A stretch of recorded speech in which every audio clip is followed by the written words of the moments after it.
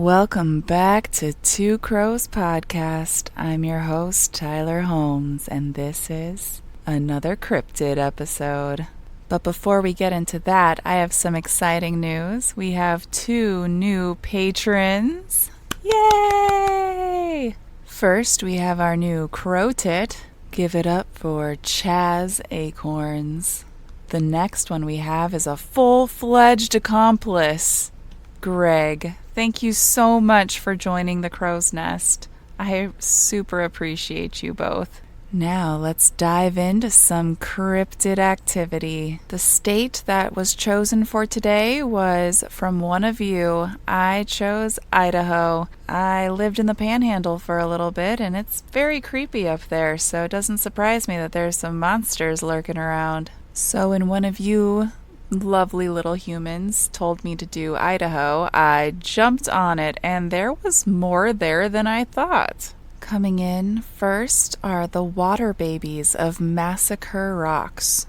Native American folklore describes Idaho water babies as a mysterious race of dwarves who dwell in the waters of Pocatello.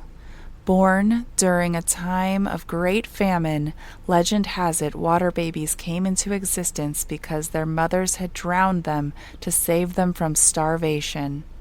Day or night, those who visit the banks of Pocatello's Massacre Rocks can hear the cries of the babies as they search for their mothers. Locals, however, are careful to ignore the shrieking infants as they're said to be murderous.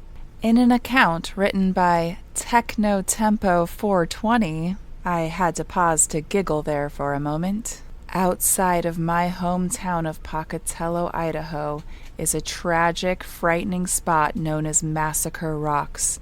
Long ago, it was the scene of an incredibly awful, sad incident, and nowadays it is the home of ghosts who haunt it because of the incident. When Native Americans inhabited this area, there was a severe famine. It was so intense that villagers got together and decided that there wasn't enough food to feed any new mouths. As babies were being born, their mothers were forced to take them down to the nearby river and drown them, rather than have them live a life of constant hunger and starvation. Nowadays, these so-called water babies still make their presence known. If you go to the banks of this river and sit for a while in silence, you will begin to hear the unmistakable sound of babies crying. It's supposed to be the spirit of those same babies looking for their mothers. Now, this story led to another close by in Utah. Don't worry, we'll get back to Idaho. There's a lot more there to cover. Utah Lake covers 150 square miles in north-central Utah. It is also the home of a few malevolent creatures whose purpose, it seems, is to antagonize human beings. The Ute natives told stories of a mysterious race of dwarves who lived in the lake. They referred to them as water babies. See? It kind of ties into the other one there.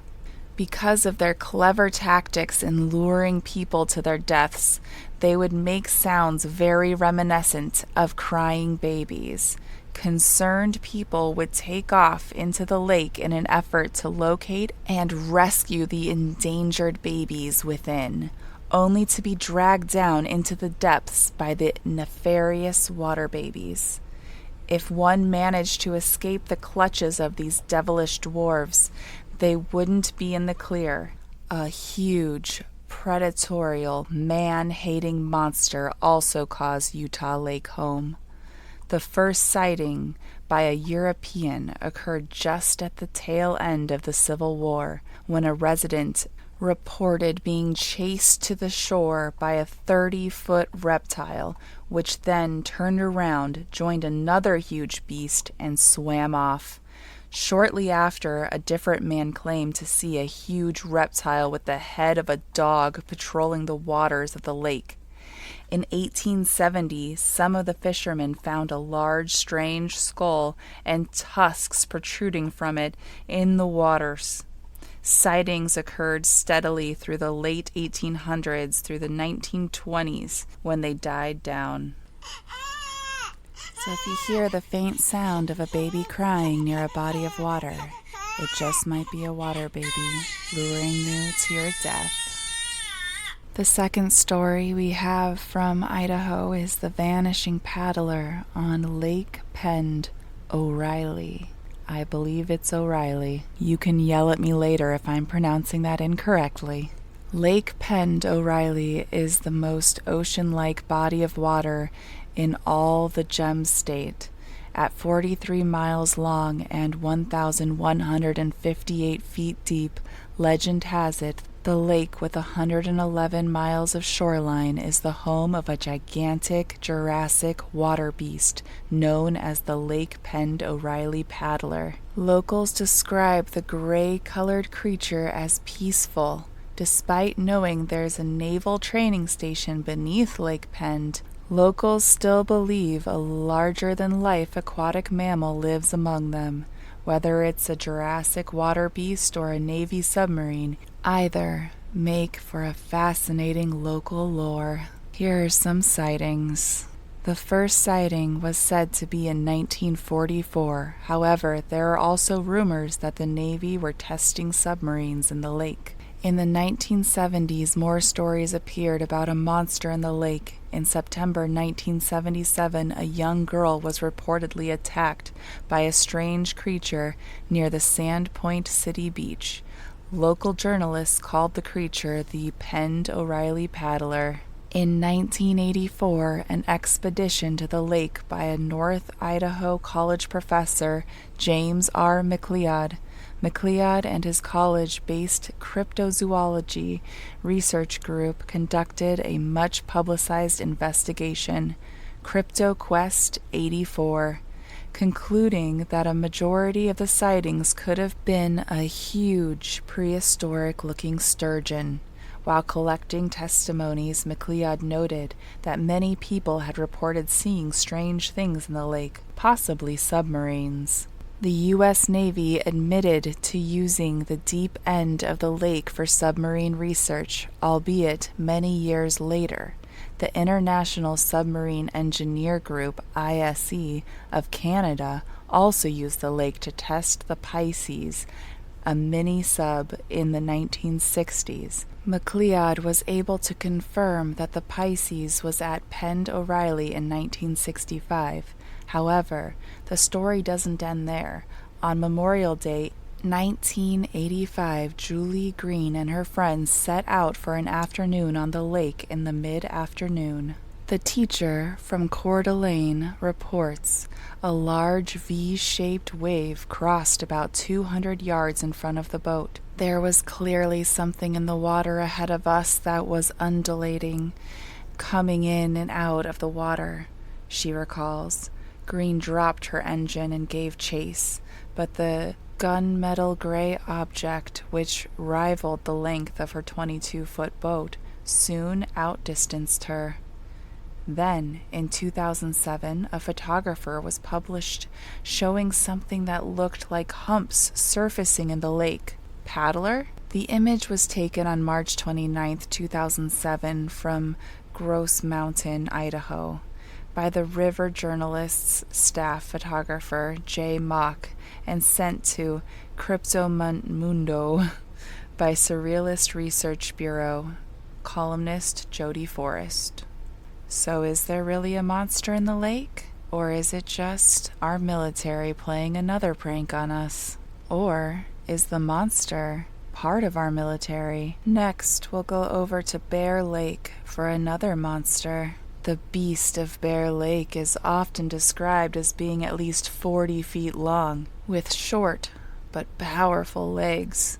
The beast was known to wait for its victims by the shores and then pull them in. It is also known to attack unlikely swimmers in the lake.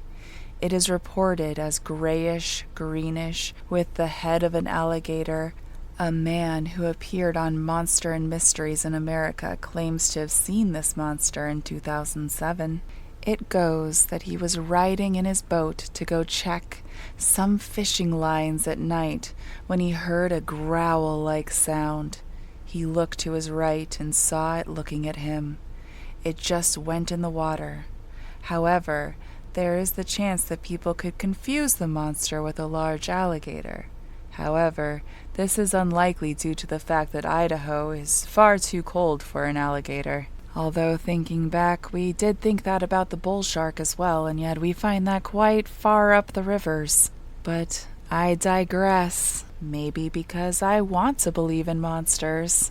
Like the famous Loch Ness in Scotland, Utah's Bear Lake keeps a monster-sized secret in its watery depths.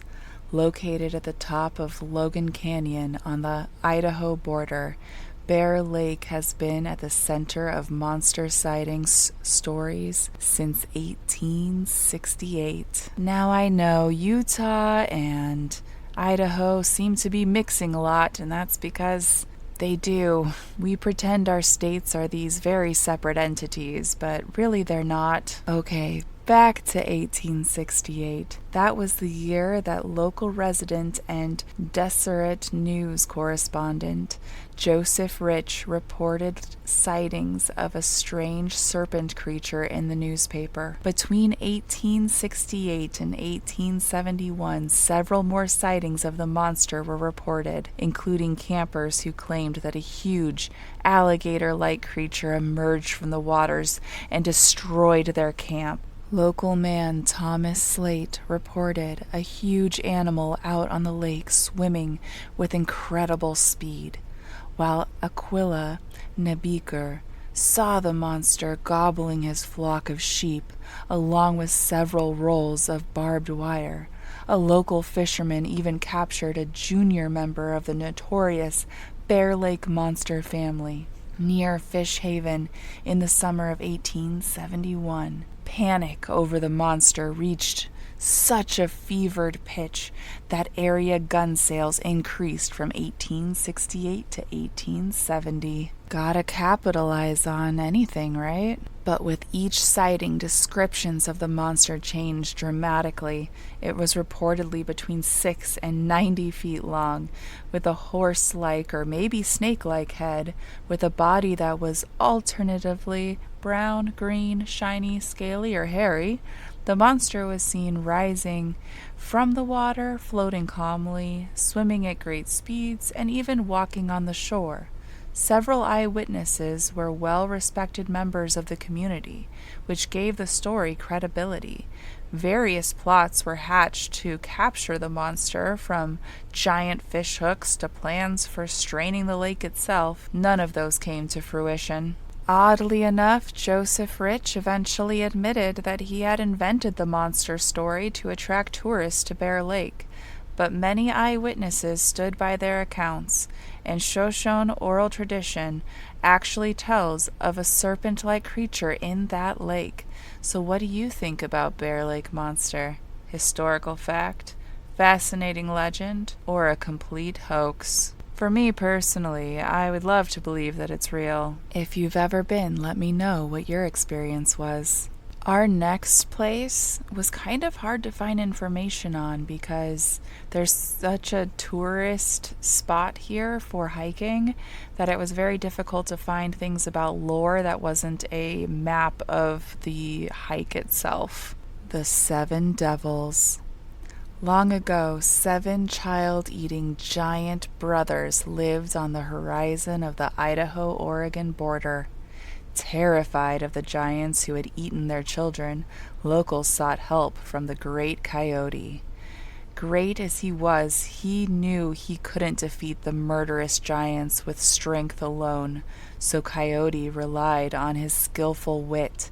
Just before the giants headed east to hunt for more children, Coyote dug 7 massive holes on the earth, filling them with scorching hot liquid. One by one, the giants found themselves trapped in Coyote's holes. As they struggled to set themselves free, the giants splashed boiling liquid as far as the eye could see until Coyote transformed them into stone. He did this to stop them from ever reaching the village's children again. Coyote opened a canyon at the foot of the Stone Brothers. And this now is where people hike and have fun. Once my hips are well enough, I think I might do that hike because it looked beautiful. This fifth one is one that kept coming up in other lake legends that I was discovering, and so I decided to add it in. Charlie, the Payette Lake legend. Named by a contestant in a McCall newspaper competition in the 1950s, Charlie is Idaho's most beloved mythical beast. Over the years, locals have described her as a brownish-green sea serpent measuring 10 to 50 feet in length, despite the eerie way the monster serpent is rumored to slide across Payette Lake. Locals do not fear Charlie. Instead, they're enamored of the sea serpent they say has never harmed a soul. I found on the website for Payette Lake, everyone loves a good legend, and we have a great one right here in McCall, Idaho, with Charlie, our resident lake monster. Barbara Noakes Quater with the Nell Tabias Research Center in Roseberry has compiled a historic look back at the story of Charlie. Big Payette Lake is named after François Payette, a French-Canadian fur trapper who roamed the central Idaho mountains during the early years of the 19th century.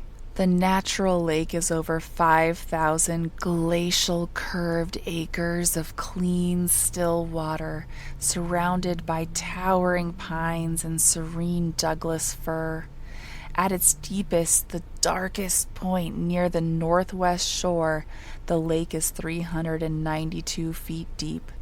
The Native Americans who once spent summers in Long Valley were said to fear the calm, seemingly bottomless waters of the lake, telling stories of an evil spirit that lurked in its hidden depths. The first documented sighting of something out of the ordinary was by a railroad logging crew. In 1920, while cutting railroad ties near the upper end of the lake, workers thought they saw a huge log floating in the frigid waters. The log began to move forward. Then the log began to undulate. The log created its own wake as it rapidly left the area.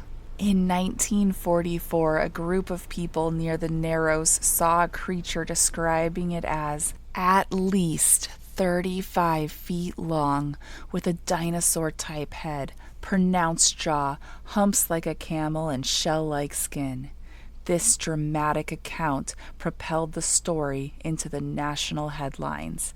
The serpent hunters began to frequent the tranquil area to snap a photo of the creature or even capture it outright.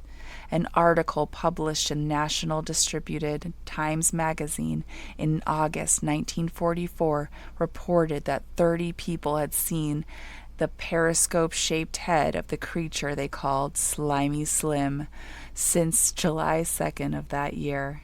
Okay, I like Slimy Slim better. In 1946, 20 people in a group reported seeing this creature. Dr. G.A. Taylor of Nampa stated that it appeared to be 40 feet long and seemed to keep diving down into the watery depths. He also said that it left a wake like a small motorboat. By 1954, many people had reported sightings of Slimy Slim, and residents decided their local monster needed a better name. A. Boone McCollum, editor of the Star News, held a national contest, and the winning entry was submitted by Leslie Hennifer of Springfield, Virginia. In her letter to the Star, she wrote, "Why don't you call him Charlie? You know, like Was you der Charlie?" This was a reference to a one-liner used by Jack Pearl in a popular radio show. Regular sightings of Charlie have been reported over the years, but no official evidence of Charlie's existence has been offered up. Regardless, the residents of McCall need no proof to know Charlie is a she, is real. Her legend continues to grow, adding imagination and mystery to the area. She is now an unofficial symbol of McCall. The last one I found here for today is the hopeless lovers bound by Spirit Lake. More than a century ago, two young Native American lovers in the throes of forbidden love thrust themselves off a cliff into the treacherous waters of Spirit Lake. Tied together by their wrists, the lovers drowned to death in pursuit of an eternity together. More than 100 years later, locals say they can see their moonlit silhouettes drifting across the lake in a phantom canoe. On quiet, still nights, it's said locals can hear the lovers' mournful sounds as they seek to release themselves from their watery grave. I saw multiple short accounts of people that were visiting the lake seeing somebody that wasn't there, whether in a boat on the water, walking alongside the water, or walking straight through them. There have been reports of crying and mourning sounds coming from the waters themselves. If you have a story from your area you want me to tell, feel free to message me. I'll leave my email in the description below.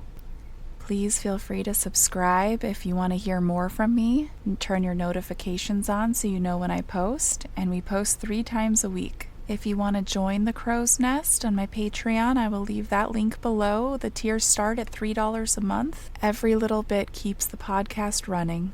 And with that, I bid you adieu. Crow out.